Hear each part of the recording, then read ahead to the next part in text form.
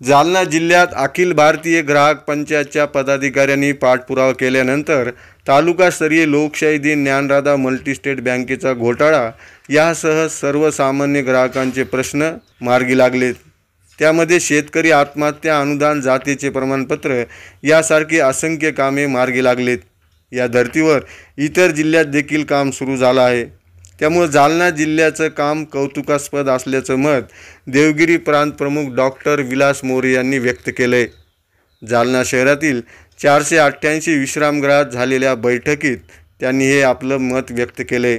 यावेळी जालना जिल्हा कार्यकारिणीची निवड करून जालना जिल्हा अध्यक्षपदी ग्राहक संरक्षण परिषदचे अशासकीय सदस्य डॉक्टर रमेश तारगे यांची जालना जिल्हाध्यक्षपदी निवड केल्याची बैठकीत घोषणा केली। काम करत असलेले खापरे धर्मराज यासोबत नवीन जे आपल्यासोबत आहेत, आमच्या घनसंगीचे तालुका अध्यक्ष मारुती सावंत असतील, ॲडव्होकेट आमचा काळे असत, आपल्यासोबत आलेले मंडळाधिकारी पोद्दार साहेब, हरी कदम असतील, बाबासाहेब भेमके असतील, सर्वच संघटना म्हणजे इथं कसं जिल्ह्याला अशी परिस्थिती आहे की राजकीय कार्यक्रम असल्यासारखं लोक गर्दी खूप असते, परंतु इथं बुद्धिवंताची गरज असते आणि ग्राहक पंचायत म्हणजे ग्राहकाशी निगडीत ही चळवळ आहे।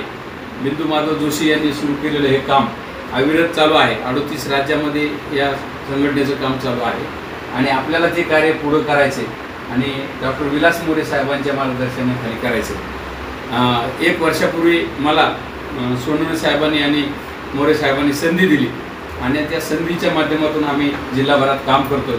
तर जालना जिल्ह्यामध्ये तालुकास्तरीय लोकशाही आम्ही जिल्हाधिकाऱ्याला निवेदन दिलं, तुमच्या माध्यमातून आम्ही शासकीय कमिटीत गेलो आणि ती शासकीय कमिटीमध्ये निवेदन दिलं किंवा तालुका स्तरावर जर लोकशाही दिन झाला तर जिल्हा स्तरावर लोकशाही दिन होतो आणि त्या लोकशाही दिनामध्ये प्रश्न सुटतात। कारण जिल्हाधिकाऱ्यांनी पत्र काढतात त्यावेळेस ते लोकशाही दिन साजरा करायचा म्हणतात, त्यावेळेस त्याच्यातच उल्लेख असतो की 3ऱ्या सोमवारी तालुक्याला तक्रार दिली पाहिजे तर त्याला जिल्हा स्तरावर तक्रार देता येईल। मग तालुका स्तरावरच लोकशाही दिन होत नसते तर जिल्ह्याला तक्रार देता येत नाही, म्हणून आम्ही तो आग्रह धरला। ते काम सुरू झालं। त्याच्यानंतर ज्ञानराधा बँकेने एवढी फसवणूक केली मराठवाड्यामध्ये आणि ज्ञानराधाचा पहिला प्रश्न ॲडव्होकेट सोनवणे होते, बालाप्रसाद होतो, आम्ही सगळ्यांनी उचलून धरला। बऱ्यापैकी त्यांच्यावर गुन्हे दाखल झाले, केसेस झाले। त्याच्यानंतर विम्याचा प्रश्न असेल, अनेक प्रश्न सर्वसामान्य लोकांच्या जिव्हाळ्याचे जे प्रश्न आहेत आपण ते लावून धरलेलेच आहेत आणि वर्षभरात बालाप्रसाद जेटले यांच्या नेतृत्वाखाली अत्यंत चांगलं काम झालेलं आहे। संघटनेत काम करत असताना आजकालची परिस्थिती मानसिकता अशी झाली लोकांची की आपल्याला काय भेटतं पण इथं भेटण्याचं काही नाही, इथं लोकांना आपण काय देतो हा उपक्रम इथं चालू आहे।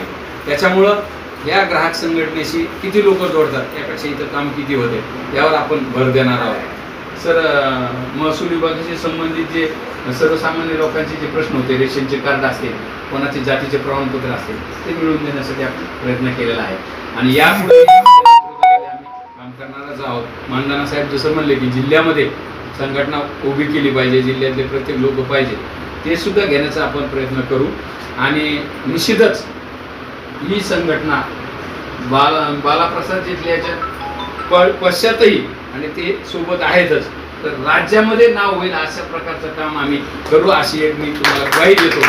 या प्रसंगी जे झालेला लेखाजोखा मी 1 वर्षामध्ये तुम्हाला सांगितला आणि यानंतर आपण जसे आदेश द्याल तसं पद्धतीने आम्ही काम करू। एवढं बोलून मी माझे 2 शब्द असं आहे की आपल्या सृष्टीचाच नियम आहे देणे आणि या नियमाला अनुसरून ग्राहक पंचायतमध्ये जे काम करणारा जो कार्यकर्ता आहे तो राष्ट्रासाठी आणि समाजासाठी समर्पित भावनेनं काम करतो। की मी आपल्या ग्राहक पंचायतचं स्लोगनच आहे राष्ट्र देवो भव, राष्ट्र सर्वतोपरी। ही समाजसेवा हीच ईश्वर सेवा। आता अनेक साधू संतांनी आपल्याला याच्या दुजोरा दिलेला आहे की समाजसेवेतच कसं ईश्वराचं रूप सामावलेलं। संत तुकाराम महाराजांनी पण सांगितलं, जे का रंजले गांजले त्याशी म्हणे जो आपुले, तोची साधू ओळखावा देव तेथीची जाणे। आणि याची अखिल भारतीय ग्राहक पंचायतची जी मूर्तमेढ जी रोवण्यात आली किंवा जे विचार पेरला गेला किंवा जे विचार स्फुरला तो आदरणीय बिंदू माधव जोशींच्या रूपानं या देशामध्ये स्वातंत्र्यानंतर जो तो रुजला तो याच भावनेतून की मी समाजासाठी काही केलं पाहिजे.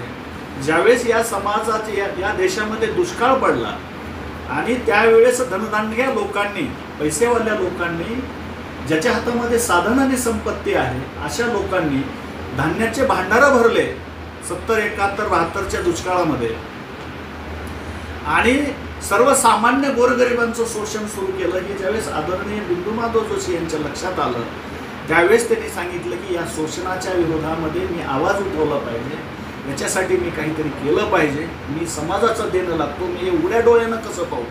म्हणून तो विचार पहिला पेरला गेला.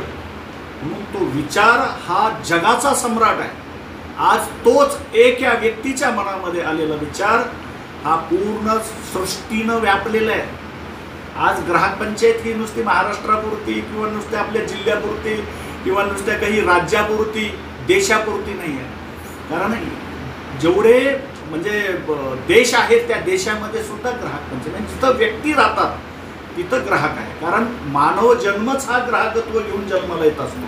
सकाळी उठल्यापासून रात्रीपर्यंत जे त्याला लागतं ते सगळं आपण ग्राहकत्व या व्याख्येमध्ये येत असतं. आणि आता मंदिरामध्ये देव नाही आहे किंवा कुठंतरी जाऊन मी तिथं देव शोधायचा नाही, तर आता मी ह्या गोरगरिबाच्या सेवेच्या माध्यमातून मी देवाचा शोध करेल. अशा रूपानं आदरणीय बिंदू माधव जोशीने तो विचार पेरला आणि एक चळवळ उभा केली, समविचारी लोकांचं संघटन उभं केलं. आणि 1974ला 7 सप्टेंबर 1974ला पुणे येथून अखिल भारतीय ग्राहक पंचायतची मुहूर्तमेळ रोवली आणि तिथून हे जे काही प्रवास सुरू झाला त्यांचा, तो संपूर्ण देशभर प्रवास सुरू केला. 2 वेळा या देशाचं संपूर्ण भ्रमण त्या व्यक्तीनं केलं. मी हे गोष्ट थोडंसं पार्श्वभूमी याच्यासाठी सांगतो की तुम्ही या ग्राहक पंचायतचं काम करणार आहे, याची पार्श्वभूमी काय हे तुम्हाला कळली पाहिजे, त्याचा इतिहास काय हे तुम्हाला थोडं तरी कळलं पाहिजे की ह्या व्यक्तीनं उभा केलं म्हणजे नेमकं काय केलं, किती खडतर प्रवास केला. तो प्रवास कशासाठी केला की ग्राहकांचं शोषण कशा पद्धतीनं होत आहे, ग्राहकांचे खरे प्रश्न काय आहेत आणि ते समजून घेण्यासाठी, त्या अभ्यास करण्यासाठी संपूर्ण देशाचं भ्रमण 2 वेळा केलं. आणि ते सगळे प्रश्न काय आहेत आणि त्या प्रश्नावर मार्ग काय आहेत आणि न्यायिक व्यवस्था कशा पद्धतीनं उभी केली पाहिजे ही शासनाकडे आग्रह धरला. सतत 12 वर्ष आग्रह धरल्यानंतर 1986ला आपल्या देशामध्ये ग्राहक संरक्षण कायदा प्रथमतः आला. तोपर्यंत आपल्या देशामध्ये ग्राहक संरक्षण कायदा नव्हता. ग्राहक संरक्षण कायदा होता पण अमेरिकेत होता, भारतामध्ये नव्हता. स्वातंत्र्य मिळाल्यानंतर बऱ्याच गोष्टी ऑटोमॅटिकली व्हायला पाहिजे होत्या, पण मला त्याच्यात जायचं नाही. अनेक दुर्दैव आहे की स्वातंत्र्यानंतर सुद्धा न्याय आणि हक्कासाठी आजही आपण झगडत असतो. कुणाविरुद्ध झगडतो आपण, तर स्वातंत्र्य झालो, सत्ता आपली आहे, प्रजासत्ताक दिन साजरा करतो आपण, प्रजेची सत्ता आलेला दिवस. आम्ही ह्या देशाचे म्हणजे मालक आहेत, सत्ता आमची आहे, आम्ही निवडून दिलेलेच प्रतिनिधी असतात तिथं. आता त्यांना झगडावं लागायला लागलं ही दुर्दैव आहे स्वातंत्र्याचं. आमच्या हक्काच्या प्रश्नासाठी आता आपल्याच लोकांना झगडावं. पहिलं तरी ते इंग्रज परकीय होते, त्यांच्यासाठी झगडावं लागायचं, पण आता आपल्याच लोकांशी आपल्याला झगडावं लागतं आणि न्याय मिळवून द्यावा लागतो. ही संकल्पना या देशामध्ये अखिल भारतीय ग्राहक पंचायतनं एकच हे केलं की या देशातल्या ग्राहकांचं शोषण थांबलं पाहिजे, शोषणमुक्त समाज निर्माण झाला पाहिजे आणि त्याचे ग्राहकांचे हक्क अबाधित ठेवण्यासाठी आपण शासन दरबारी आवाज उचलला पाहिजे. त्यासाठी न्यायिक, तात्विक ह्या सर्व गोष्टी ग्राहक पंचायत काम करत असते. हे संघटन उभा करून नेमकं काय करायचं आहे, तर या संघटनेमध्ये आलेल्या लोकांना तयार करायचं आहे. ग्राहकांचे प्रश्न काय, त्याच्यावर मंथन करायचं आहे, ते सोडवण्यासाठी आपल्याला काय करायचं आहे आणि त्यांनी हे सगळं जाणून घेऊन इतरत्र समाजाच्या ठिकाणी इतर जाऊन त्या ठिकाणी जनजागृती आणि ग्राहक जागृती करायची. अशा पद्धतीनं ग्राहक पंचायतचं कार्य चालतं. हे काम करत असताना ज्या आपण रचना करत असतो त्या रचनेच्या अनुषंगाचा आजच्या बैठकीचा एक भाग आहे. कारण मला संपूर्ण ग्राहक पंचायती, आपण बरेच जुने कार्यकर्ते आहेत, अखिल भारतीय ग्राहक पंचायत माहीत आहे, ग्राहक संरक्षण कायद्यावर अनेक व्याख्यानं झालेले आहेत, मोठमोठ्या कार्यशाळा झालेल्या आहेत. मी ग्राहक संरक्षण कायदा ही आज सांगणार नाही, जो विषय आहे आजचा महत्त्वाचा त्याच विषयावर मी फोकस देणार आहे. कुठंतरी एक पार्श्वभूमी माहीत असावी नवीन लोकांना, म्हणून मी ती गोष्ट थोडीशी सुरुवात कशी झाली वगैरे तर थोडक्यामध्ये हे सांगितलं आहे. अखिल भारतीय ग्राहक पंचायतमध्ये जे घटना आहे त्याच्यामध्ये दर 3 वर्षाला राष्ट्रीय कार्यकारिणी, क्षेत्रीय कार्यकारिणी, प्रांत कार्यकारिणी, जिल्हा कार्यकारिणी, तालुका कार्यकारिणी असे जी काही रचना आहे आणि ही रचना 3 वर्षाच्या मुदतीमध्ये आपण बांधणी करत असतो. संपूर्ण देशभरामध्ये ही या रचनेची जी काही एक शृंखला आहे, एक नियमावली आहे, एक बंधन आहे, त्यानुसार याची आपल्या जालना जिल्ह्याची जी कार्यकारिणी होती पहिली, ही कार्यकारिणीची मुदत संपुष्टात आलेली आहे आणि राष्ट्रीय कार्यकारिणीची सुद्धा संपुष्टात आलेली होती. आत्ता मागच्या महिन्यामध्ये सर्वसाधारण पदाधिकारी येत असतात आणि सर्वानुमते सर्वांचं मत घेऊन राष्ट्रीय कार्यकारिणी तयार होत असते. आता राष्ट्रीय कार्यकारिणी नव्यानं तयार झाली. आता नव्यानं आपल्या राष्ट्रीय अध्यक्ष नारायणभाई शहा आणि संघटन मंत्री दिनकरराव सबनीस आणि सचिव म्हणून जयंतभाई कथरिया यांची नवीन नियुक्ती झालेली आहे. हे राष्ट्रीय कार्यकारिणी आहे आणि आपलं क्षेत्र जे आहे या क्षेत्रीय संघटन मंत्री म्हणून नागपूरचे नितीनजी काकडे यांची नियुक्ती झालेली आहे. आता जूनमध्ये लवकरच मी प्रांताची एक बैठक त्यांच्या अध्यक्षतेखाली मी लावत आहे. प्रांत कार्यकारिणी अजून जाहीर व्हायची राहिली आहे, त्याच्यामुळं मी पुन्हा प्रांताध्यक्ष आहे की नाही मला माहीत नाही, कारण ग्राहक पंचायतमध्ये पद मागितल्या जात नाही किंवा मला पद द्या किंवा मला परत तुम्ही या पदावर घ्या असं नाही. जे दायित्व दिलेलं आहे, कारण राष्ट्र सर्वतोपरी म्हणून जे आपण काम करतो की मला काम करण्याची जे संधी तुम्ही मला देणार आहात त्या पदावर मी ते दायित्व स्वीकारून मी पूर्ण समर्पित भावनेनं काम करणार आहे. कारण आता मला एकदा पद भेटलं तर कायमस्वरूपी मलाच मिळालं पाहिजे असं काही नसतं. कायमस्वरूपी थोडंच आहे ते. आज मुदत संपली, उद्या दुसऱ्याला चान्स मिळाला पाहिजे, संधी मिळाली पाहिजे आणि याच भावनेनं सर्व कार्यकर्ते ग्राहक पंचायतीमध्ये काम करत असतात. बहुतेक पुढच्या महिन्यामध्ये आपल्या प्रांताची नवीन कार्यकारिणी जाहीर होईल. त्याच्यासाठी केंद्रानं निरीक्षक पाठवले होते. प्रत्येक प्रांतावर संपूर्ण देशभरामध्ये निरीक्षक गेले, पूर्ण अभ्यास केलेला आहे आणि अभ्यास करून पूर्ण अहवाल केंद्राकडे गेलेला आहे. आता केंद्र त्याच्यावर काय निर्णय घेतो, कारण केंद्र जे असतं ते प्रांत कमिटीचे 3 पदं ठरवत असतं केंद्र, आणि देशभरातले सर्व प्रांताचे पदाधिकारी मिळून राष्ट्रीय कमिटी ठरवत असते.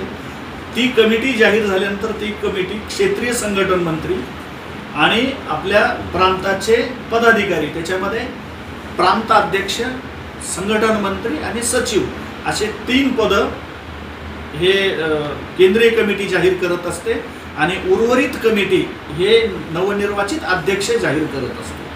अशी रचनेची पद्धती आहे आपली आणि तशीच पद्धती आपण खाली पण आपण जिल्हा आणि तालुका याच्यावर आपण फॉलो करत असतो. त्या अनुषंगानं जूनमध्ये आता प्रांत कार्यकारिणी जाहीर होईल. क्षेत्रीय संघटन मंत्री बहुतेक 9 तारखेला छत्रपती संभाजीनगर येथे ती बैठक होईल आणि त्या बैठकीमध्ये नवीन प्रांताध्यक्ष, नवीन संघटन मंत्री आणि नवीन सचिव असे जाहीर होणारे. नवीनच होतील असं नाही, एखादे जुने पण होऊ शकते, कारण एकदा संधी देण्याची आपल्याकडं मुभा आहे किंवा एखाद्याचं काम चांगलं आहे, परत अजून एकदा हेच ठेवून आपल्याला काम पुढं वाढवता येत असाही विचार होतो. तर अशा पद्धतीनं आता पुढच्या ह्याच्यामध्ये ते होणार आहे. आणि त्याच्या अगोदरच आपली जिल्ह्याची जी काही बैठक आहे, जिथं आपल्याला रचनेमध्ये काही बदल करायचे होते आणि संघाच्या कुशीमध्ये काम करणारा इथला जो कार्यकर्ता म्हणून इथं जिल्हाध्यक्ष म्हणून जे बालाप्रसाद जे काम करत होते, तो खरोखर समर्पित भावनेनं काम करणारा कार्यकर्ता आहे. त्या व्यक्तीनं संघाचं इतर काही दायित्व त्याच्यावर असल्यामुळं त्यांनी मला याच्या आधी 1-2दा त्यांनी सांगितलं की बाबा मी थोडं या पदाला न्याय देऊ शकत नाही, मला थोडंसं जरा काम करणाऱ्या लोकांना संधी द्या, कारण माझ्यावर इतर दायित्व असल्यामुळं याला न्याय देता येईल. आणि खरोखर मी त्याचं स्वागत करतो की स्वतःहून पदावर असणारा व्यक्ती म्हणजे खरोखर मी बालाप्रसादचं अभिनंदन करतो की बालाप्रसादनं स्वतःहून मला सांगितलं. आता मला तर म्हणता येईना की मग तू बाजूला सर, आता म्हणतो काय अंतःकरण दुखल असं वाटतं ना, कारण वरिष्ठ माणसांना हे सगळं सांभाळणं म्हणजे फार अवघड आहे. कुणाचं मन दुखलं नाही पाहिजे, कुणी नाराज नाही झाला पाहिजे.